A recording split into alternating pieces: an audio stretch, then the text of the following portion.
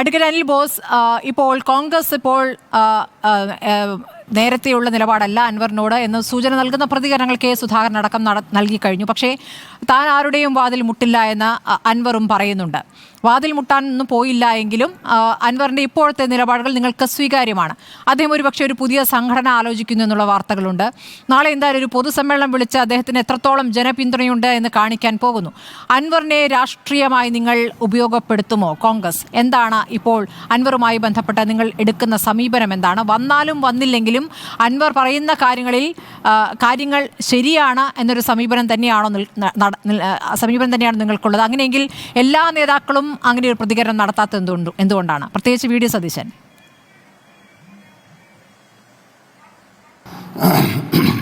Anwar party ഉണ്ടാക്കുമോ? Party ഉണ്ടാക്കുകയില്ലയോ? അദ്ദേഹം വേറെ ഏതെങ്കിലും പാർട്ടിയിൽ പോകുമോ? ഇതൊന്നും എൻ്റെയോ ഇന്ത്യൻ നാഷണൽ കോൺഗ്രസിൻ്റെയോ സബ്ജക്റ്റ് ഓഫ് മാറ്റർ അല്ല. ഇപ്പോൾ പ്രാഥമികമായിട്ട് എനിക്കതാണ് പറയാനുള്ളത്.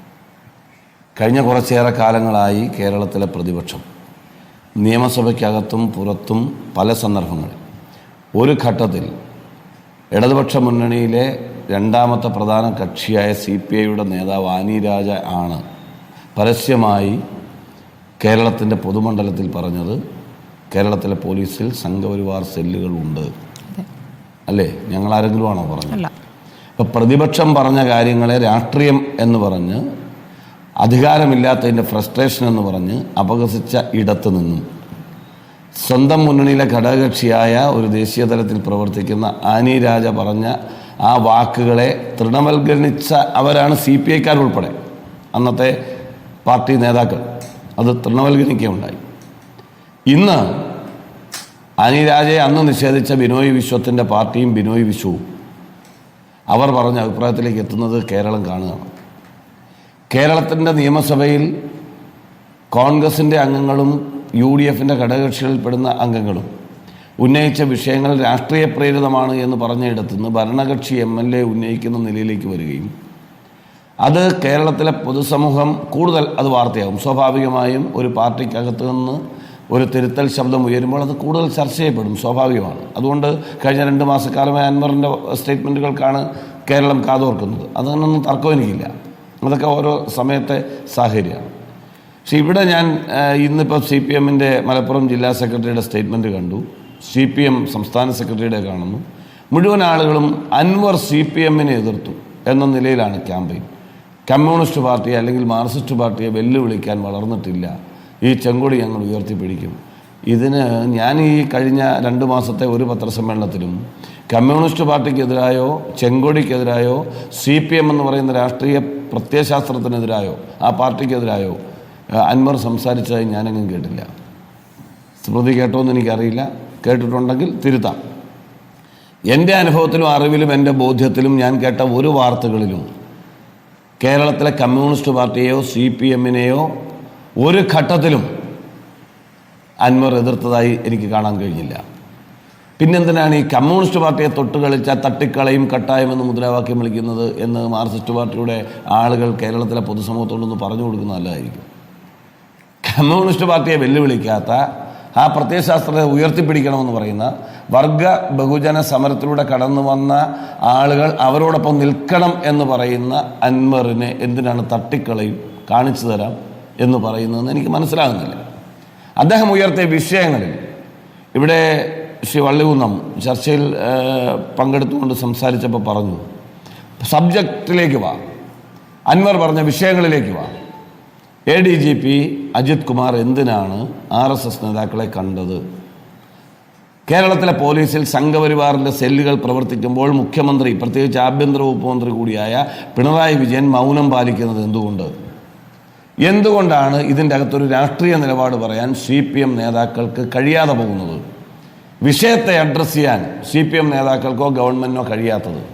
നിങ്ങൾക്ക് അൻവറിനെ അപഹസിക്കാം, എനിക്കും അൻവറിനെ അപഹസിക്കാം, കേരളത്തിൽ ആർക്കും ആരെയും അപഹസിക്കാം, അതിനൊന്നും കുഴപ്പമില്ല. അതൊക്കെ വിട്ടേക്ക്. ഞാൻ എന്തായാലും ആരെയും അപഹസിക്കാനില്ല. ചോദ്യം ഇത്ര മാത്രം, ഇന്ത്യൻ നാഷണൽ കോൺഗ്രസ് ഈ വിഷയത്തിൽ കാണുന്നത് ഞങ്ങൾ ഉയർത്തിക്കൊണ്ടുവന്ന വിഷയം ഇന്ന് ഭരണകക്ഷിയിൽപ്പെട്ട് ഇന്നലെ വരെ ഞങ്ങളെ അതിരൂക്ഷമായി വിമർശിക്കുക പോലും ചെയ്തിട്ടുള്ള ഒരാൾ അതിശക്തമായ ഭാഷയിൽ ഉയർത്തുമ്പോൾ കേരളം കൂടുതൽ ചർച്ച ചെയ്യും. മാധ്യമങ്ങൾ കൂടുതൽ അത് ഏറ്റെടുക്കും. അതുകൊണ്ടാണ് കിടക്കയിൽ കിടക്കുന്ന അൻവറിൻ്റെ കട്ടിലേക്ക് മൈക്കുമായി ചാനലുകൾ ചെല്ലുന്ന സ്ഥിതിയിലാണിപ്പോൾ. അപ്പോൾ അങ്ങനെ ചെല്ലുന്ന സാഹചര്യത്തിൽ നിങ്ങൾ ചർച്ച ചെയ്യേണ്ടതും നമ്മൾ ചർച്ച ചെയ്യേണ്ടതും എന്തുകൊണ്ട് CPM നേതാക്കൾ CPM-നെതിരെ പറയാത്ത അൻവറിനെ തട്ടിക്കളയും കാണിച്ചു തരാം, ചെങ്കൊടിയാണ് കട്ടായം എന്ന് മുദ്രാവാക്യം വിളിക്കും. ഏറ്റവും ഗൗരവത്തോടുകൂടി നമ്മൾ കാണേണ്ട കാര്യമാണ്.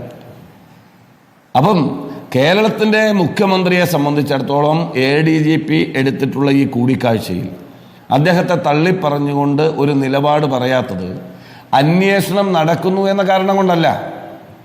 ഇനി ആഭ്യന്തര വകുപ്പ് മന്ത്രി എന്നുള്ള നിലയിൽ അന്വേഷണം വരട്ടെ എന്ന് പറയുന്ന സന്ദർഭത്തിൽ അങ്ങനെയാണെങ്കിൽ അൻവർ കള്ളക്കടത്തുകാരനാണെന്ന ദുസൂചന നൽകുന്നത് ഏത് അന്വേഷണ റിപ്പോർട്ടിൻ്റെ അടിസ്ഥാനത്തിലാണ്? ADGP-ക്കെതിരെ പറയാത്തത് അന്വേഷണ റിപ്പോർട്ട് വരാത്തത് കൊണ്ടാണ്. ഞാൻ ചോദിക്കാൻ ആഗ്രഹിക്കുന്നു, ഇത്തരം വലിയ വിവാദമായ തലത്തിലേക്ക് ഒരു സർക്കാരിനെ, പ്രത്യേകിച്ച് മുഖ്യമന്ത്രിയുടെ പൊളിറ്റിക്കൽ സെക്രട്ടറിയെ വരെ ക്ലിയർ കട്ടായി വളരെ അഡമൻ്റായി കേരളത്തിലെ തെരഞ്ഞെടുക്കപ്പെട്ട ഒരു ജനപ്രതിനിധി പൊളിച്ചു വന്നതല്ലല്ലോ, രാഷ്ട്രീയ എതിരാളിയാണെങ്കിൽ പോലും പൊളിച്ചു വന്നതല്ലല്ലോ. അപ്പോൾ ഇത്രയും സ്ട്രോങ് ആയി മുഖ്യമന്ത്രിയുടെ ഓഫീസിനെതിരെ ആക്ഷേപം ഉന്നയിക്കുമ്പോൾ ആ ആക്ഷേപം ഉന്നയിക്കുന്നയാളെ കള്ളക്കടത്തുകാരനാക്കുന്നത് കേരളത്തിൻ്റെ ആഭ്യന്തരമന്ത്രി ഏത് അന്വേഷണ റിപ്പോർട്ടിൻ്റെ അടിസ്ഥാനത്തിലാണ്? പറയണോ കേരളത്തിലെ പൊതുസമൂഹത്തോട്? അപ്പം അൻവറിനെ കള്ളക്കടത്തുകാരനാക്കാൻ ഒരു അന്വേഷണ റിപ്പോർട്ടും വേണ്ട. ADGP-ക്കെതിരെ എന്ത് പറയണമെങ്കിലും അന്വേഷണ റിപ്പോർട്ട് വരണം, നിങ്ങൾ കാത്തിരിക്കണം. ഈ പൂരം കലക്കുന്നതുമായി ബന്ധപ്പെട്ട് ഒരാഴ്ചയ്ക്ക് നമ്മുടെ ചർച്ചയിൽ സൂചിപ്പിച്ചു കഴിഞ്ഞു. ഒരാഴ്ചയ്ക്ക് റിപ്പോർട്ട് സമർപ്പിക്കണമെന്ന് പറഞ്ഞിട്ട് അങ്ങനെ ഒരു റിപ്പോർട്ട് ഉണ്ടോ? അത് കേരളത്തിലെ ആഭ്യന്തരമന്ത്രിക്ക് പറയാമല്ലോ.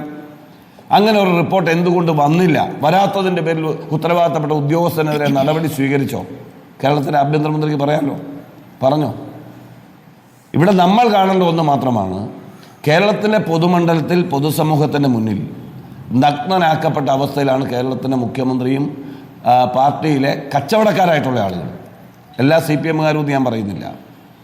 ഇപ്പം തന്നെ ഈ ചർച്ചയിൽ ഇടതുപക്ഷ സഹയാത്രികരായി അല്ലെങ്കിൽ അവരെ അനുകൂലിച്ച് അഭിപ്രായം പറഞ്ഞ ആളുകൾക്ക് പോലും അവരെ എന്തുകൊണ്ടാണ് ന്യായീകരിക്കാൻ വിഷമിക്കുന്നത്? എൻ്റെ പാർട്ടിയുടെ നിലപാടേ ഞാൻ കേൾക്കും, എൻ്റെ മുന്നണിയുടെ നിലപാടിനൊപ്പം ഞാൻ നിൽക്കും, അൻവറിനോട് എനിക്ക് സ്നേഹമുണ്ട്, അൻവർ നാളെയും വരണമെന്നാണ് പറയുന്നത്. അൻവർ ചെയ്ത വിഷയങ്ങൾ തെറ്റാണെന്ന് അവർക്ക് പറയാൻ കഴിയുന്നില്ല. സ്മൃതി ചോദിച്ചല്ലോ, CPM-ൻ്റെ ഏതെങ്കിലും നേതാക്കളിൽ നിന്ന് അൻവർ ഉയർത്തിയ വിഷയത്തിൽ മറുപടി കേട്ടോ എന്ന് ചോദിച്ചു. അത് CPM പറയണമെന്നാണ് പറയുന്നത്. CPM നേതാക്കൾ പറഞ്ഞത് കേട്ടോ എന്നതാണ് ചോദ്യം.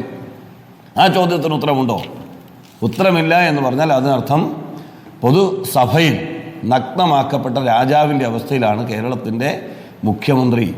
ആ മുഖ്യമന്ത്രിക്കെതിരെ ഉയർന്ന ആരോപണങ്ങൾ എന്തുകൊണ്ട് ADGP-ക്കെതിരെ അഭിപ്രായം പറയാൻ കഴിയാത്തത് എന്ന് കേരളം നോക്കിക്കാണുമ്പോഴാണ് മുഖ്യമന്ത്രിയുടെ പൊളിറ്റിക്കൽ സെക്രട്ടറിയെയും പണ്ട് പ്രിൻസിപ്പൽ സെക്രട്ടറിയായ ശിവശങ്കറിനെയും ഇപ്പോൾ ADGP അജിത് കുമാറിനെയും തള്ളിപ്പറയാൻ കഴിയാത്തത്. 100% മുഖ്യമന്ത്രിക്ക് വേണ്ടിയാണ് ഇവർ നടത്തുന്ന ഇടപെടലുകൾ എന്ന ബോധ്യത്തിൻ്റെ അടിസ്ഥാനത്തിൽ അവരെ കൈവിടാൻ മുഖ്യമന്ത്രി തയ്യാറായി അല്ല എന്നുള്ളതാണ്. അങ്ങനെ കൈവിട്ടാൽ അവർ വല്ലതും വിളിച്ചു പറഞ്ഞെന്നിരിക്കും. അത് ഇതിനേക്കാൾ ഗൗരവമുള്ള സ്ഫോടനാത്മകമായ കാര്യങ്ങളായിരിക്കും.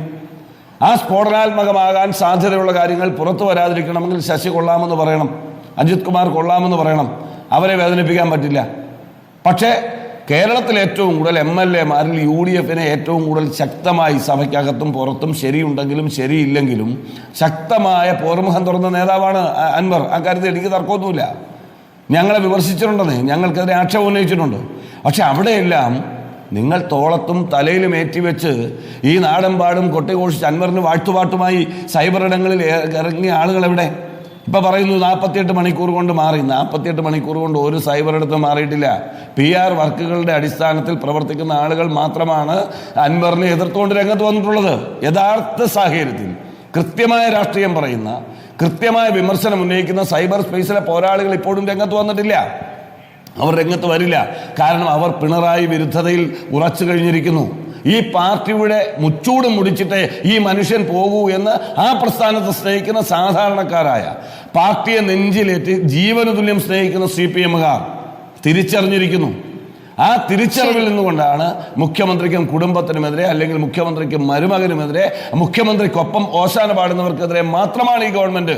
അത് ഈ പാർട്ടിയെ തൂക്കി വിൽക്കുകയാണ് എന്ന് തിരിച്ചറിഞ്ഞ പാർട്ടി സഖാക്കളുടെ ശബ്ദമായി അൻവർ മാറിയതുകൊണ്ടാണ് അൻവറിന് സ്വീകാര്യത കിട്ടുന്നത്. ശരി, ഇപ്പോൾ CPM ആക്രമിക്കുന്നു എന്ന തരത്തിൽ കുറച്ച് പ്രപ്പഗണ്ട സൃഷ്ടിച്ച് അദ്ദേഹത്തിന്റെ വാ മൂടിക്കെട്ടാൻ ശ്രമിക്കാം എന്നതിനപ്പുറം അതൊരു പ്രഹസനമായി മാത്രമേ നാട് കാണുന്നുള്ളൂ, ജനങ്ങൾ കാണുന്നുള്ളൂ. ഇതിനെ ഞാനൊരു പൊളിറ്റിക്കൽ ആംഗിളിൽ നിന്ന്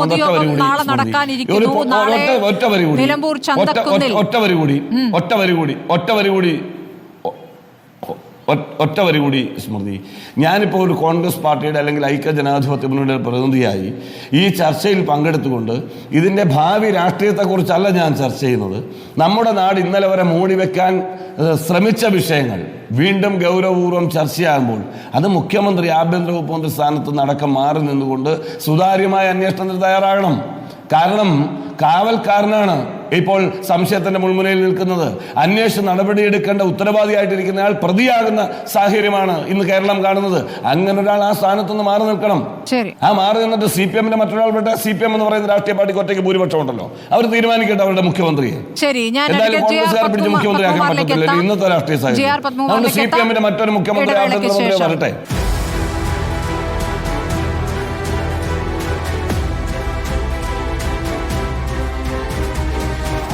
Debate with Smriti Parithikad.